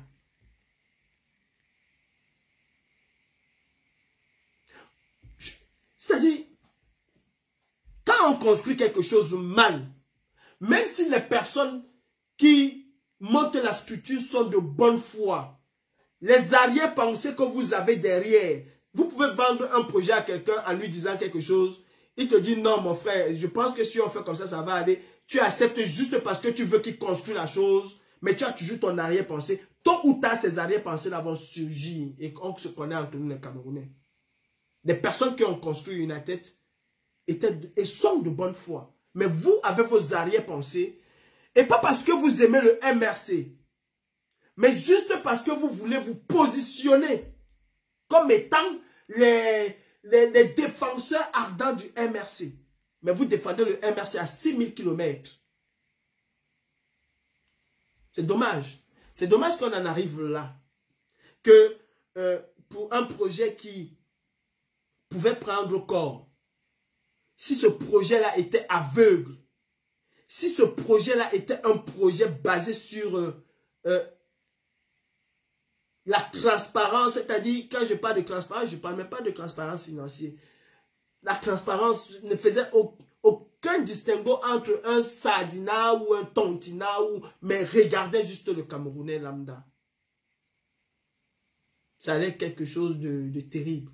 Mais comme vous avez voulu ramener ça au niveau du parti politique, parce qu'il faut ou bien il faille que les gens vous regardent, comme les gens sont en train de se positionner, les ministres de la justice, les ministres de la défense, les ministres de la condition féminine, les ministres, chacun est en train de vouloir se positionner. Où vous croyez que vous allez être quoi dans ce Cameroun-là? Je ne sais pas. Nous sommes des bénévoles. Et après, comme les Burkinabés, chacun rentre dans sa case. Nous sommes des bénévoles. Je disais tantôt que quand je parlais de l'eau, j'ai honte, mes frères. J'ai honte de voir que pour aller regarder les prisonniers, on nous met une pick-up avec 150 packs d'eau. J'ai honte. Et je veux vous dire, votre amour pour le MRC, ce n'est qu'un amour de façade. Ce n'est pas l'amour de cœur. Ceux qui ont cet amour de cœur-là, ce sont eux qui se retrouvent en prison. Parce que quand il a fallu se retrouver chez le président, je pense que Yaoundé a peut-être 300 000 ou 400 000 militants du MRC. Quand il a fallu se retrouver chez le président, c'est les 100 ou 200 amoureux, purs, durs amoureux du MRC qui se sont retrouvés chez le président et qui sont aujourd'hui en train de payer les frais qui sont en prison. Ils auraient aussi pu faire comme vous là, venir sur la table dire que j'aime le MRC, mais quand il y a un problème, ils s'asseyent chez eux. Non. Ceux qui sont en prison aujourd'hui sont les véritables amoureux du MRC. Parce qu'ils ont osé braver. Quand ils y allaient, ils savaient que tout au moins, ils allaient être même bastonnés par la police. Ils le savaient. Et ils sont allés en toute connaissance de cause. Et le bâton qu'on pouvait rendre à ces gens, l'amour ou bien l'estime que nous pouvions porter à ces gens-là, je vais vous dire ce que c'est. Ces gens-là n'allaient jamais être pris comme des têtes de gondole pour avoir de l'argent. Les prisonniers là, nous devons à ces prisonniers du respect. Nous ne devons pas les prendre comme des animaux de foire qu'on exhibe. Parce qu'on va faire la nourriture des prisonniers, il va falloir qu'on filme, on montre au monde entier comment les prisonniers vivent bien. Parce qu'il va falloir aller leur donner de l'eau, on montre au monde entier comment nos prisonniers boivent de l'eau minérale en plus. Nous devions nous battre pour que ces prisonniers-là sortent. Pas pour les faire vivre une espèce de 5 étoiles que eux-mêmes n'arrivent pas à vivre cette vie de 5 étoiles. Parce que quand vous faites ça, la communauté internationale qui nous regarde dit, mais si ils s'y plaisent, c'est bon. Ils vivent comme des pachas, ils mangent comme des rois, ils boivent comme des ducs. Pourquoi on se casse la tête? C'est des choses qu'on devait faire en catimini. C'est d'autres qui allaient même parler que, est-ce que vous savez que les gars du MS là mangent comme des rois en prison? Mais nous avons pris ça pour faire une propagande malsaine, même il faut le dire, malsaine. Et je reviens à ce que je disais. Ces prisonniers-là, par mois, pour un parti qui réclame 2 millions d'adhérents, par mois, mes frères, je ne dis pas ça pour vous insulter, mais c'est la vérité. Le siège du MRC, je dis bien, le siège du MRC par mois devait avoir au minimum pour ces prisonniers à lui et pour les autres. C'est-à-dire, le MRC devait être... Vous dites aimer un parti, vous savez même comment on rehausse l'image d'un parti? Est-ce que vous savez comment est-ce qu'on rehausse l'image d'un parti? Le MRC devait être le distributeur agréé de l'eau minérale en prison. C'est-à-dire, chaque prisonnier devait avoir l'excédent de ce que les militants convaincus du MRC, les amoureux du MRC devaient faire. Le siège du MRC à Odia devait avoir au minimum chaque mois 1 million de packs d'eau. Je dis chaque mois 1 million. Bon, on divise la poire en deux. On dit nous avons 2 millions de militants. Et chaque mois, le siège du MRC. Arrêtez de dire qu'on aime le parti juste pour venir faire des posts. On aime un parti en montrant son amour. Le siège du MRC devait avoir au minimum chaque mois 1 million de packs d'eau. Vous connaissez combien 1 million de packs d'eau suffit à abreuver tous les prisonniers du Cameroun. Je dis bien tous les prisonniers du Cameroun. Et voilà comment, quand quelqu'un sortira de prison demain, que le code électoral consensuel a été bien établi. Dites-moi comment cette personne-là n'ira pas glisser l'une du MRC, n'ira pas glisser la carte du MRC dans l'une, en se rappelant que, gars, si j'ai survécu en prison, c'est parce que ce parti-là m'a apporté de l'eau à boire. C'est parce que les militants de ce parti-là m'ont apporté de l'eau à boire. C'est parce que si j'ai bu l'eau à boire, c'est ce parti-là. Le parti que j'ai soutenu pendant des années m'a carrément abandonné. Voilà comment on suscite. Que la mère d'un prisonnier, quand elle reste chez elle, elle voit que son enfant n'a pas eu le choléra parce que les militants du MRC se sont mobilisés pour donner de l'eau à boire aux prisonniers. Ne va pas aller voter pour le président Kamto en se disant, si je vote le type-ci, avec toute la générosité qu'ils nous ont montré, non, on va seulement être que bon. On va seulement être que bon. Maintenant, aujourd'hui, quand on va parler... Attends. Quand on va parler aujourd'hui, les gens vont dire que tu insultes le parti. Je n'insulte pas le parti. Je suscite. Nous suscitons une certaine réaction. Nous suscitons une certaine interrogation et qui peut pousser les gens à se dire, mais attends, est-ce qu'il n'a pas raison? Est-ce qu'il a tort? C'est des idées. C'est des idées. Mais je vous dis en vérité. Je vous dis en vérité. Vous n'aimez pas ce parti. Vous êtes juste des gros bavardeurs.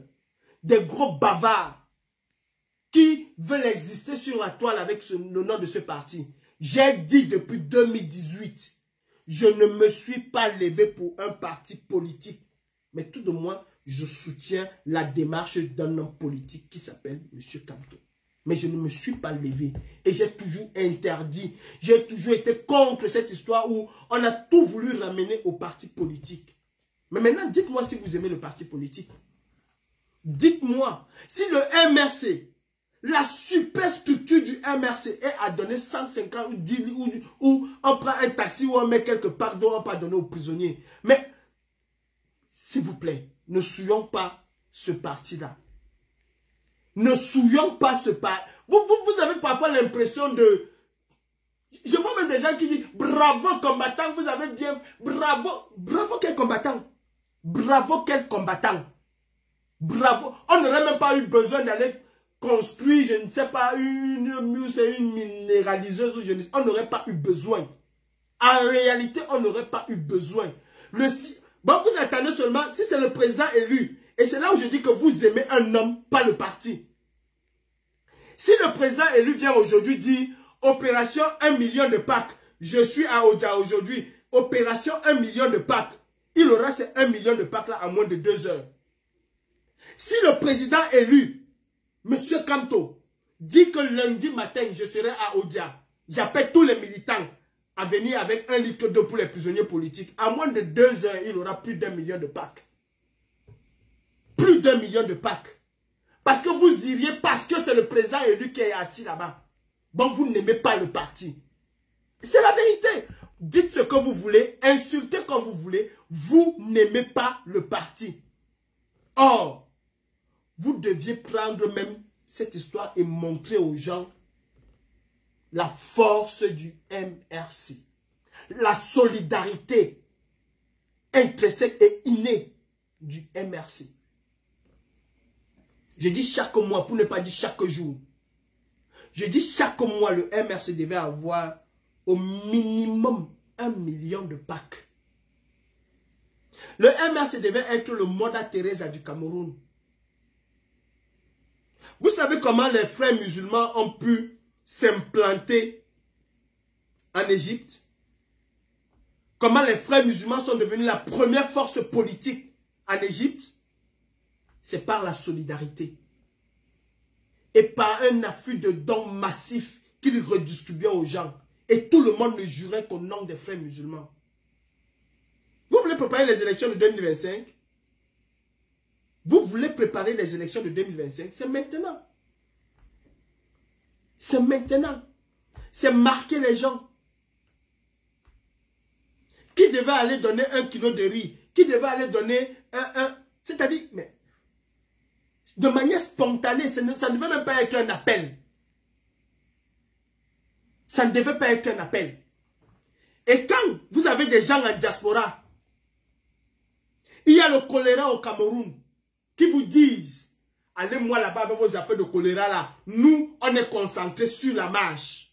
Il faut d'abord qu'on fasse la marche. Le jour où on va finir la marche, on viendra penser au choléra. Et vous venez les voir en train de pleurer avec les larmes de crocodile. Oh, comme si ils ont vu Jésus revenir sur sa croix. Parce qu'il y en a qui ne veulent pas voir Jésus. Hein.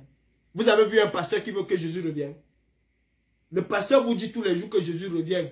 Mais s'il voit Jésus à distance, il va d'abord dire à Jésus que rentre là où tu es venu là. Parce que si tu tentes de mettre tes pieds ici, je vais te finir seulement. Ne viens pas tenter de mettre le sable dans mon tapioca. Vous avez vu un pasteur qui veut que Jésus revienne. Il va gagner quoi? Il vous dit tous les jours que Jésus revient, Jésus revient, Jésus revient, Jésus. Mais il voit Jésus. Il va finir avec Jésus avant que Jésus ne mette ses pieds par terre. Tous les pasteurs là, ils prient tous les jours que Dieu, pardon. Si tu vas envoyer ton fils là, il faut ce que tu as zaïe, pardon, dis-lui il attend d'abord. Que ma part. Moi j'ai besoin de l'argent. Il faut qu'il attende d'abord. Hey, Jésus, il ne faut pas faire erreur, tu viens ici. Hein. Attends d'abord et mange d'abord papa d'argent. Vous dites aux gens, laissez-nous d'abord faire la marche. Pendant qu'il y a le choléra qui décime. Et le choléra, c'est 48 heures maxi. Tu pars comme un rat. 48 heures maxi. Mais on veut d'abord organiser la marche. Pendant qu'il y a des gens. Bon, la priorité n'est pas de sauver la vie. C'est de venir chanter. Et on a mis 5000 personnes. Vous êtes où? Où sont les gens qui ont dit qu'il n'y aurait pas les gens? Hey, c'est ça la priorité. Allez-y marcher. Demain, quand Paul Biya sera à Genève, j'espère que vous allez mettre 5000 personnes à Genève. Parce que si vous êtes incapable de mettre 5000 personnes à Genève et venir mettre 10 000 personnes à Paris, c'est qu'on a échoué. Et ça, on ne peut pas le comprendre. Ça, on ne veut pas le comprendre. Ça, on ne veut pas ménager les Camerounais pour faire sortir les Camerounais quand il faut, où il faut. Il faut 5000 personnes, 10 000 personnes, 1000 personnes, 1 million de personnes à Genève. Quand Biabi Vondor est là. C'est assez et largement suffisant pour que les habitants de Genève, vu la gêne occasionnée chaque fois que Biya est là, puissent dire aux autorités, vous savez, ce monsieur-là, nous avons marre de lui. Nous ne voulons plus de lui. C'est assez suffisant pour que Tevos ne soit plus le seul député à lancer des pétitions pour la venue, contre la venue de Biya. Que d'autres députés puissent aussi se greffer là-dessus pour dire, vous avez vu ce que nous avons vu là, la prochaine fois il y aura mort d'homme ici, nous ne voulons plus de Biya. C'est largement suffisant pour faire en sorte que Biabi Vondor ne puisse plus venir se faire soigner en Europe. Parce que le jour où il vient en Europe, nous organiserons devant cet hôpital une gigantesque manifestation avec 20 000, 10 000 personnes. Maintenant, on ne peut pas. Le jour où Biya va venir en Europe là, il y aura 50 personnes devant son hôtel en train de chanter, ou bien devant sa clinique en train de chanter. Amen, hippie, après on rentre chez nous. 50 personnes ne représentent qu'un... Ça. 2000 personnes, c'est ça. 3000 personnes, c'est ça. Vous avez vu les Ivoiriens ici chanter pendant... marcher partout quand Gbagbo était en prison. C'était normal parce que Gbagbo était sur le territoire européen. C'était normal. Marchons quand Biya est là. Marchons quand Biya est là. 4000 personnes dans les rues de Paris parce que Paul Biya est là, ça interpelle. Nous avons marché pour porter haut les problèmes du Cameroun. Aujourd'hui, marchons parce que Biya est là. Marchons parce que nous voulons aller déloger Biya en Suisse. Aujourd'hui, là, nous ne devons plus aller en Suisse parce qu'on va affronter la police. Non, c'est la masse. Nous voulons la masse au Cameroun pour chasser Biya, non?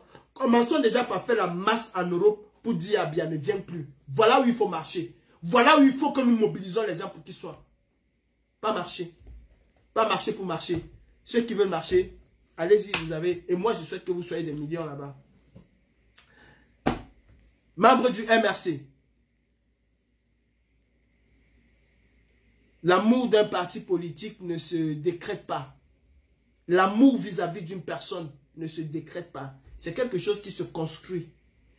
Et on ne dit pas qu'on aime pour dire. Ce n'est pas en faisant des posts qu'on dit qu'on aime le parti. Ce n'est pas en insultant X ou Y qu'on dit qu'on aime le parti. Non, on aime un parti par ses actes. On aime un parti parce qu'on veut voir ce parti rayonner. Parce qu'on veut voir ce parti s'imposer de lui-même dans le corps de chaque Camerounais. Jean-Luc Mélenchon n'est pas arrivé où il est arrivé aujourd'hui parce qu'il s'est réveillé un matin. C'est parce qu'il a travaillé. J'ai eu la chance de lire ce livre. Jean-Luc Mélenchon. À l'intérieur, il détaille quasiment tout ce qu'il pense, tout ce qu'il souhaite pour son pays. Et les gens ont adhéré par rapport à ce qui est dans ce livre. Jean-Luc Mélenchon a eu une équipe de campagne dynamique qui n'a pas attendu la période électorale, mais qui a commencé bien avant à faire entrer dans le cœur des Français la France insoumise. Il a pu conquérir non seulement les Français, la jeunesse française, celle-là même qui veut aussi un changement. Il a pris le cœur des Africains binationaux. Aimer un parti, c'est pouvoir faire du porte-à-porte. C'est pouvoir sensibiliser. Aimer un parti, c'est montrer de l'amour, pas de l'agressivité. Aimer un parti, c'est être solidaire vis-à-vis de ses frères du parti qui sont embastillés. Il faut lire ce livre pour voir comment ça se passe. Beaucoup au Cameroun sont retournés aujourd'hui vers 2025, croyant avoir un changement en 2025. Ne nous trompons pas. Ne nous trompons pas. On n'aura aucun changement en 2025. Les mêmes choses produisent les mêmes effets. Aucun changement nous allons avoir en 2025. On ne parle pas du code électoral consensuel. On parle du code électoral consensuel. Vous savez ce que c'est qu'un code électoral consensuel? Ce n'est pas quelques personnes qui font un code électoral. C'est toutes les classes sociopolitiques qui s'asseyent et qui établissent un code électoral consensuel. Vous voyez ces gens-là vous donner un code électoral consensuel. Si nous ne chassons pas ces monstres, on n'aura jamais le code électoral consensuel. Donc, l'élection de 2025, mon frère Marcelo de Stuttgart et bien d'autres, nous allons encore être là en train de dire hold up. Biya depuis 82 ou alors depuis 92 ne connaît que des hold up et des hold up et des hold up. C'est l'ADN du RDPC.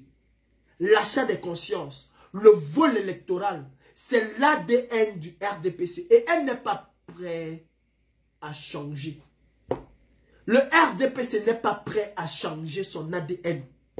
Il lui faut une transfusion sanguine.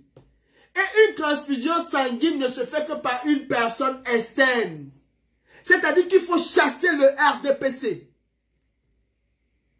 Il faut chasser le RDPC.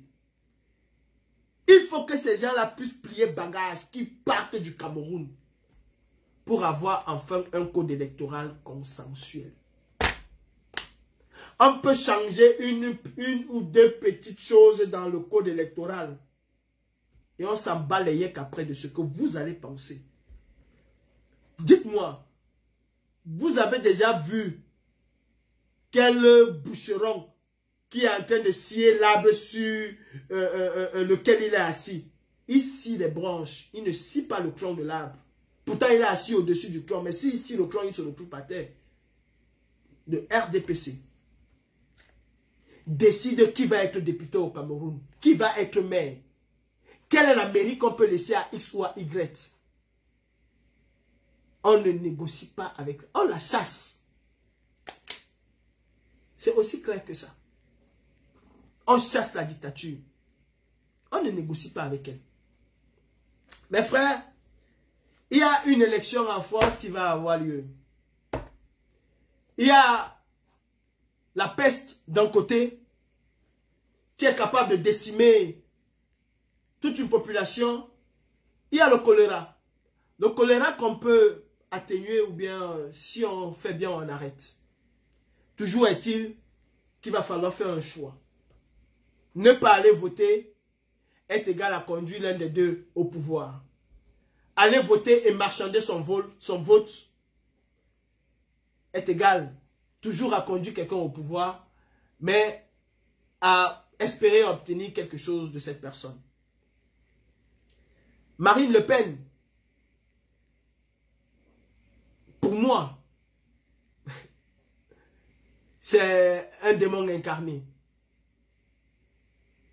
Marine Le Pen a une politique. C'est de renvoyer dans leur pays tous les immigrés, entre guillemets.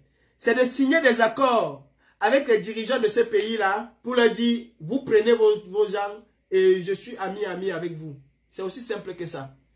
Biabi Vondor Barthélemy a besoin d'être ami. Et vous demandez à Biabi Vondor aujourd'hui qui tu préfères. Il va te dire qu'il préfère avoir Marine Le Pen qu'Emmanuel Macron. Parce qu'avec Marine Le Pen, ces choses vont encore prospérer. Je vous rappelle que le père de Marine Le Pen a été financé à hauteur de plusieurs millions de francs par Biabi Vondor Barthélemy. Ce sont des amis. Ce sont des amis.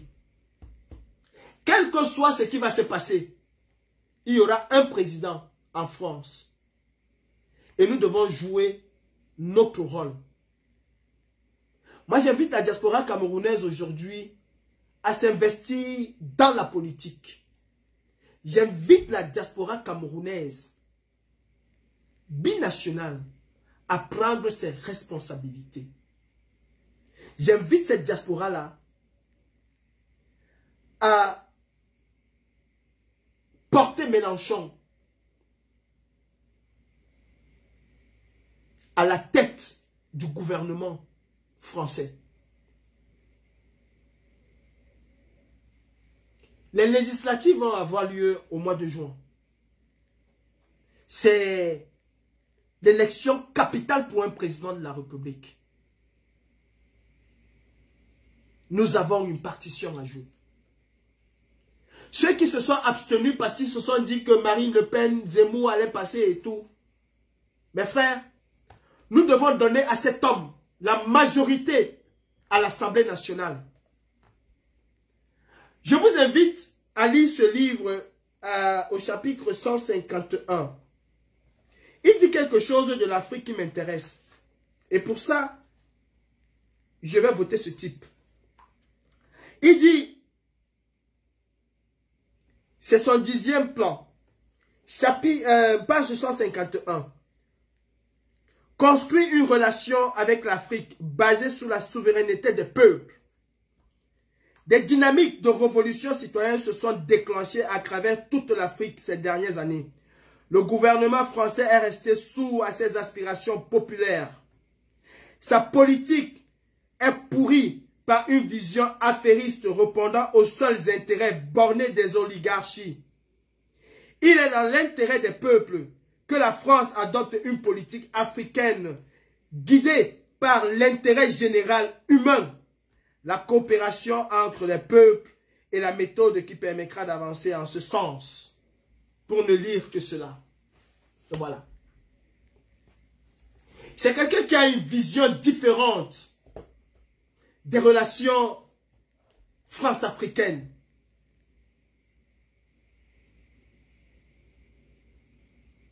Et il le dit encore plus bas, organiser un débat suivi d'un vote au Parlement sur les objectifs et l'action de l'armée française au Sahel et au Mali et décider d'un calendrier de retrait des opérations militaires au Sahel. Renforcer l'aide au développement au Sahel et la conditionner au respect des droits humains et démocratiques, sociaux et écologiques. Allez lire ce livre. Et vous allez comprendre pourquoi nous devons porter Jean-Luc Mélenchon à la tête du Parlement français. Moi, je m'engagerai auprès de celui qui va apporter une solution fiable. Et il le dit plus loin. Il est contre le CFA. Il va falloir laisser aux Africains de pouvoir battre eux-mêmes leur propre monnaie. Je m'engagerai auprès de celui qui m'apportera des garanties que la France va plier bagage dans mon pays. Et en attendant de me battre auprès de quelqu'un qui va nous aider à y arriver, c'est d'abord au peuple africain et c'est aux Camerounais de se débarrasser de la dictature. Mes frères, seule la lutte libère. Che Guevara disait « Hasta la victoria siempre ». Pas de victoire sans lutte. Si nous attendons que ce soit la France qui vienne nous libérer, nous allons attendre 10 ans, 20 ans, 50 ans ou 100 ans. Bien qu'il y a des personnes qui ont la volonté d'y arriver, le peuple africain et le peuple camerounais doivent pouvoir montrer qu'elle-même elle a la volonté de se libérer, non seulement de la France, mais de toutes les puissances, parce qu'elle peut s'autogérer. Il y a des gens qui me disent, pour finir, tu dis que tu es patriote, il faut rentrer. Non. Il n'y a pas une guerre au Cameroun que les gens vont faire une comparaison entre ce qui se passe en Ukraine ou au Cameroun. Si le Cameroun était attaqué par le Nigeria, et que les conditions étaient réunies pour un retour au Cameroun, je rentrerai me battre au Cameroun. Je le dis. Je rentrerai prendre les armes pour défendre mon pays qui est attaqué par un autre pays. Mais ce n'est pas le cas. Mon rôle aujourd'hui, c'est de susciter une certaine adhésion de mes compatriotes à la lutte de libération. C'est mon rôle aujourd'hui et je m'arrête là. Je n'ai pas la prétention de dire que je vais sauver le Cameroun. Je ne peux pas sauver le Cameroun. Nous pouvons le faire tous ensemble. Mais maintenant, c'est aux patriotes, à ceux-là qui sont pour la guerre au Nozo. Il faut demander à mon frère, comment il s'appelle? C'est Bomson, VP de Londres, les patriotes qui sont là, en Europe, là, qui disent tous les jours qu'on aime le Cameroun. C'est à eux, qui sont des patriotes, d'aller se battre, qui encouragent la guerre au Nozo. C'est à eux d'aller prendre les armes à la place des personnes qu'on tue tous les jours. Allez-y, c'est à eux qu'il faut dire, mais vous qui aimez tant le régime bien, allez aussi les aider. C'est à VP de Londres. C'est lui qui doit aller au Nozo prendre les armes. Défendre son pays, entre guillemets, comme il dit. C'est pas à moi. Mon pays, pour moi, mon Cameroun n'est pas en guerre. Mon pays n'est pas en guerre. Mais eux, ils encouragent une guerre. C'est à VP de Londres de ne pas rester à Paris, dit, ou bien à Genève, à Bruxelles, dit, oh, les gens là, les sauvages là, ils ont tué. Non, c'est à lui de faire comme les Ukrainiens.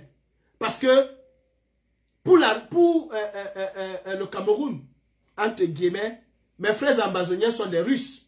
Et le Cameroun est l'Ukraine. Alors, en tant qu'Ukrainien camerounais, il doit retourner au Cameroun, aller combattre les Russes qui sont au Nozo. Entre guillemets, selon lui. C'est pas à moi, c'est pas mon truc. It's not my thing.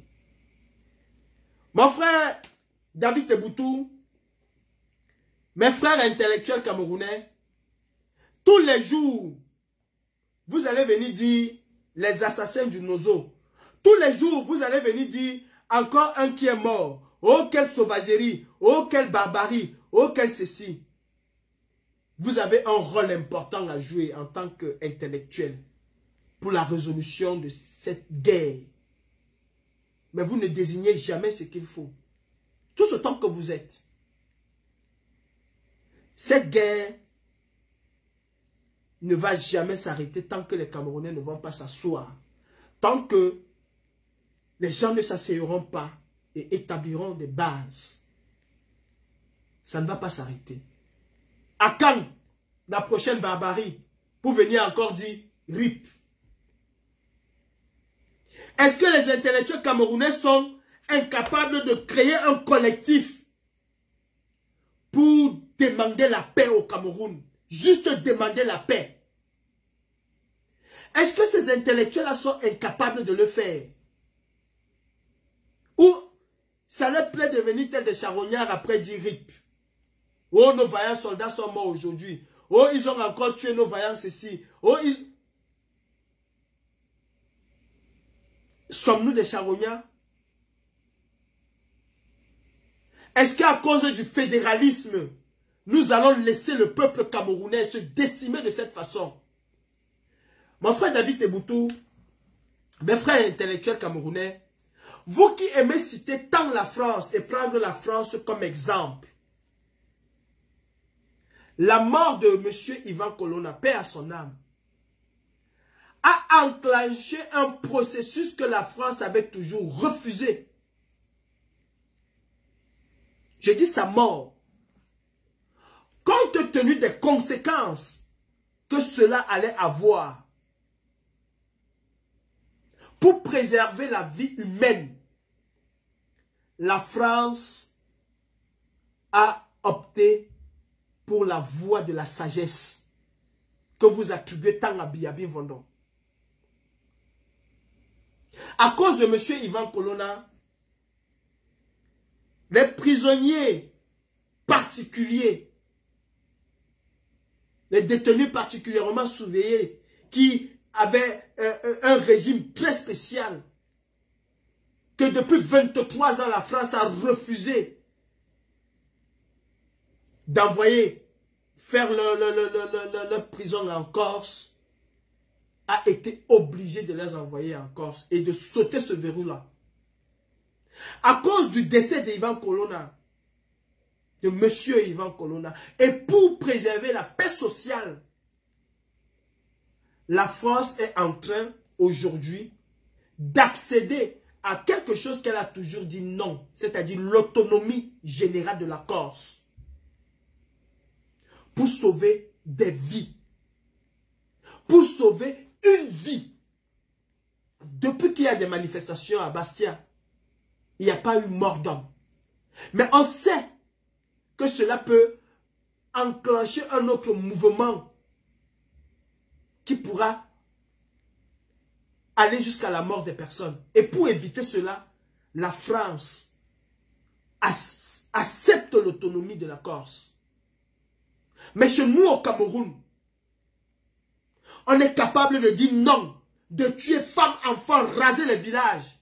Parce qu'on a peur d'utiliser un mot qui est dans la Constitution, le fédéralisme. Et vous, intellectuels, vous venez pleurer les morts chaque fois. C'est dommage. Pourtant, vous avez un grand rôle à jouer. Monsieur David Eboutou, je parle de toi parce qu'on se connaît. Tu es un grand frère que je respecte. Et je pense que tu peux jouer un rôle. Comme tout Camerounais peut jouer un rôle. Arrêtons d'être des charognards et de venir pleurer à chaque fois que quelqu'un meurt. Nous pouvons empêcher ces morts-là. Sur ce, je vous souhaite une très bonne journée. C'est juste à méditer, mon frère, je ne te reproche rien du tout. Je dis simplement que arrêtons de compter les morts au Cameroun.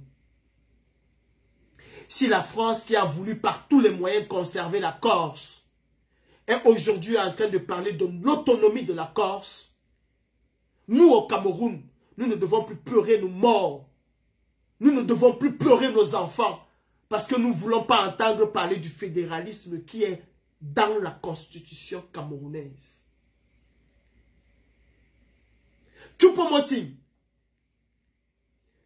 je croyais que tu allais agresser tes condoléances à ces militaires camerounais ou à ces gardiens de prison camerounais qui sont morts. Je croyais que tu allais prendre ta plume en tant que personnalité camerounaise, demander la paix au Cameroun. Choupo-Moting, est-ce que tu sais qu'on a égorgé des militaires ou des gardiens de prison il y a quelques jours au nom d'une guerre de territoire au Cameroun? Est-ce que les lions indomptables savent qu'on a égorgé au nom d'une guerre de territoire au Cameroun, des Camerounais? Est-ce qu'ils ont appelé à la paix au Cameroun? Oh, qu'est-ce que je dis? Le Cameroun n'est pas l'Ukraine. Nous sommes des Noirs et pas des Blancs. Du coup, ça n'intéresse pas mon frère Choupo-Moting. Parce que le Cameroun, pour lui, ce n'est que où il faut venir jouer. Il faut venir taper sur le ballon et être fier d'aller au Qatar. Nous, Camerounais, tous autant que nous sommes très fiers d'aller au Qatar. Nous sommes fiers de danser parce que nous allons au Qatar. Mais nous ne pouvons pas nous mettre dans la rue pour dire plus jamais ça. Ce sont nos enfants qui meurent. Anglophones comme francophones. Ce sont nos enfants qui meurent. Ce ne sont pas leurs enfants. C'est nos frères. C'est nos sœurs. C'est nos cousins, c'est nos cousines. C'est nos villages qui sont en train d'être détruits. We need peace. Choupo-Moting, n'oublie pas le Cameroun. N'oublie pas le Nozo. Bonne journée.